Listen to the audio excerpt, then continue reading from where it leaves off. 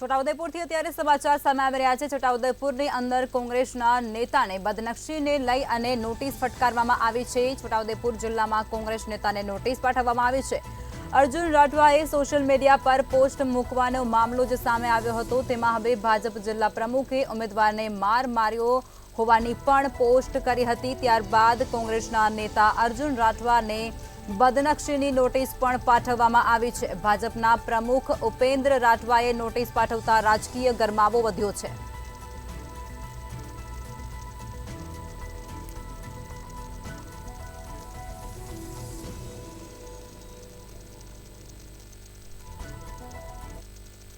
जिला कांग्रेसना आगेवान Arjunbhai राठवाए social media में April मासनी 4 तारीखनी आसपास जिला भाजप प्रमुख तरीके मारी ઉપર ખોટો આક્ષેપ કરી અને મને સમાજમાં બદનામ કરવાનો પ્રયત્ન કર્યો હતો।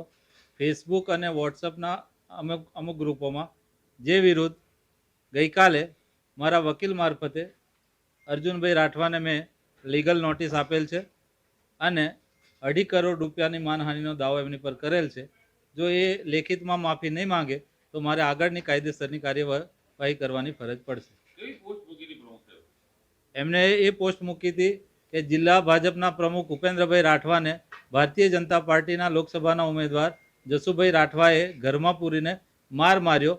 હકીકતમાં આવો કોઈ બનાવ બનેલ નથી, પરંતુ ભારતીય જનતા પાર્ટીને બદનામ કરવા, અમારા ઉમેદવારને બદનામ કરવા અને ભારતીય જનતા પાર્ટી તરફથી લોકોને વિશ્વાસ ઉઠે અને સહાનુભૂતિના મત મળે એ માટે કોંગ્રેસના આ કાર્યકર્તાએ આવું કૃત્ય કર્યું છે, જેને અમે વખોડીએ છીએ।